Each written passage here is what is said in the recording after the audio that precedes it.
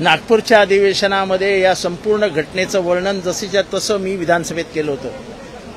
त्यामध्ये कालच्या फोटोचं सगळं वर्णन माझ्या ह्याच्यात होतं, भाषणात होतं. संतोष देशमुखच्या अंगावरती लघुशंका करण्यात आली हे देखील मी विधानसभेत सांगितलं होतं. मला प्रश्न सरकारला हे विचारायचा आहे की गेले 90 दिवस हे सगळे फोटो तुमच्या ताब्यात होते, ह्याची सगळी माहिती सरकारला गेले 90 दिवस होती.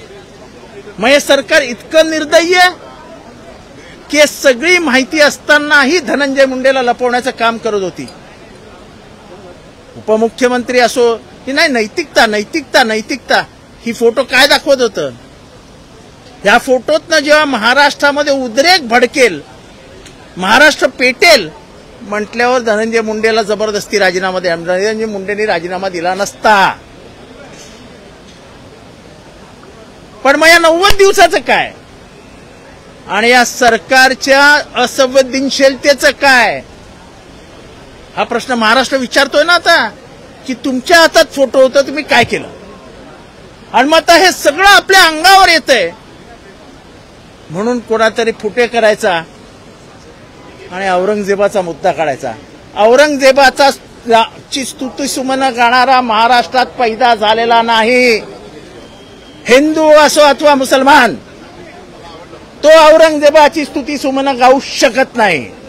मग माझा प्रश्न आहे, तो कोरटकर आमच्या शिवाजी महाराजांना शिव्या देतो, तो सोलापूरकर आमच्या शिवाजी महाराजांच्या हुशारीचं, कर्तृत्वाचं सगळ्याचा अपमान करतो, त्यांची मूर्ती लहान करण्याचा प्रयत्न करतो, त्याला तुम्ही पोलीस संरक्षणात फिरवता? आजपर्यंत कोरटकरला का अटक केली नाही? शिवाजी महाराजांचा उघडपणाने अपमान करणारा कोरटकर, सोलापूरकर या सरकारचा नातेवाईक आहे का? आम्हाला समजत नाही की तुम्ही औरंगजेबाचा विषय काढावा म्हणून कोणाला तरी सुपारी देता आणि महाराष्ट्राचं वातावरण कलुषित करण्याचा प्रयत्न करता का? तर तुम्हाला कोकाटे आणि मुंडे अंगावर येताना दिसत आहेत. मुंडेंच्या राजीनाम्यानंतर अस्वस्थ झालेलं सरकार आणि मुंडेंच्या बाबतीत हे घडणार, त्याच्यासाठी तुम्ही औरंगजेबाचा उपयोग करता, कोणाकडनं तरी करून घेता आणि औरंगजेबाच्या मागे लपण्याचा प्रयत्न करता. एवढं घाबरलेलं हे सरकार आहे. परत एकदा सांगतो, हिंदू असो अथवा मुसलमान, औरंगजेबाची स्तुती समजून गाणारा कोणीही या महाराष्ट्रात नाही.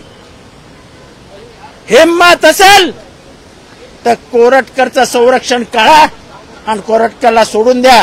बघा आम्ही काय करतो कोरटकरचं ते. अभी भी राष्ट्रवादी के कुछ नेताओं का कहना है कि धनंजय मुंडे डायरेक्टली मर्डर केस में इन्वॉल्व नहीं है, उन्होंने खुद से अपना हमको वो क्या कहते हैं इसके लिए जवाब देने के लिए मैं नहीं आया. सर, तुम्ही म्हणालात की कोणाला तरी सुपारी जाणून बुजून मुद्दामून हे बोलवून घेतलेलं आहे, कारण त्यांच्या अंगावर मुंडे इतका जोरात पडलाय. 90 दिवस तुमच्याकडे फोटो होते, तुम्ही हे फोटो काय बघत बसले होते का?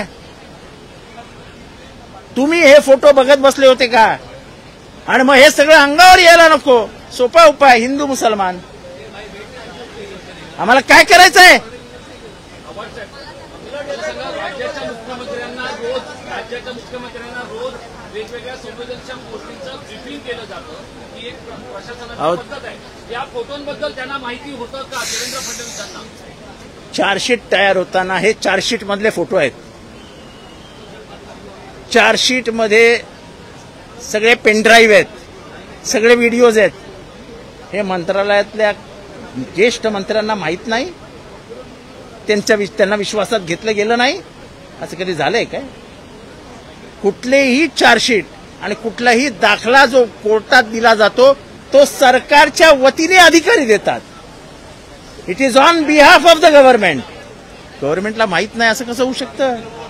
आणि मग एवढ्या निर्दयी हत्येचे फोटो हातात असताना तुम्ही त्यांच्याबरोबर कॅबिनेटमध्ये चहा, वडे, समोसे, खिचडी हे सगळं खाता?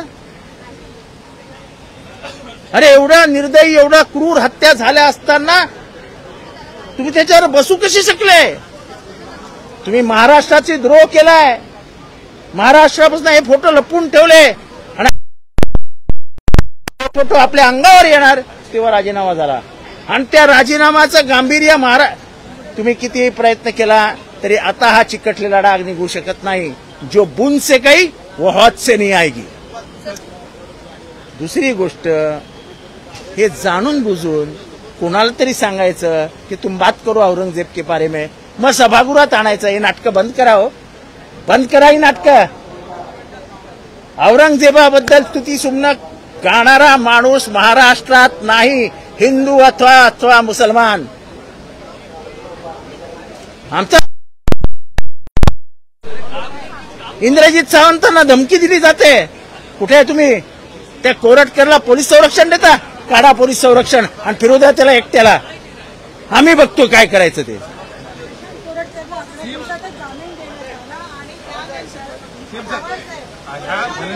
मी नाही रे बाबा सीएम सरांनी याला यापूर्वी देखील 2 वेळा राजीनामा देण्यासाठी सांगितलं, मात्र अजित पवार आणि त्यांच्या मंत्र्यांनी ते ऐकलं नाही. असं आहे की शेवटी सीएम इज द बॉस. या राजीनाम्याची चर्चा करण्यासाठी उपमुख्यमंत्र्यांच्या देवगिरीवर जाऊन ही चर्चा झालेली आहे. एकूणच सगळं कॅज्युअली घेतलं गेलं का या राजीनाम्याच्या संदर्भात? मला हेच कळत नाही की हे म्हणजे त्यांच्या घरी जाण्याचं कारण काय. का अजितदादा आग्रही होते राजीनामा घेणारच नाही म्हणून? हे काय महाराष्ट्राला कळणार नाही. हे आतल्या गोष्टी आहेत. पण प्रश्न आहे की 80-90 दिवस हे फोटो सगळ्यांना माहिती होते मंत्रिमंडळातल्या. मग तुम्ही या मंत्रिमंडळातल्या फोटो माहीत असणाऱ्यांना विचारतो, तुम्हाला हृदय नाहीये का? इथे हृदयाच्या जागी दगड ठेवलाय का? अरे त्याच्या मुलाबाळांचा तरी विचार करा. आणि आता महादेव मुंडेची बायको बसली उपोषणाला, तिला तरी न्याय द्या. रामकृष्ण बांगरांना बोलवून द्या, त्याला न्याय द्या. किशोर फडच्या आई वडिलांना बोलवून घ्या, त्याला न्याय द्या. बापू अंधाळेच्या मर्डर केसमध्ये न्याय द्या. अशा मी 15 मर्डर केस संध्याकाळपर्यंत देतो आणि मी अपील करतो गव्हर्नमेंटला की तुम्ही हे गुन्हे दाखल करा आणि न्याय द्या.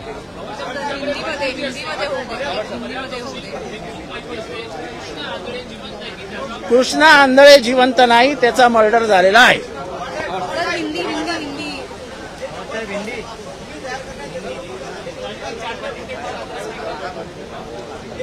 अरे आमचा प्रश्न आहे की तुमच्याकडे फोटो होते ना, हे फोटो इतके घाणेरडे, इतके व्हिडिओ इतके घाणेरडे होते, तुम्हाला माहित नव्हतं का?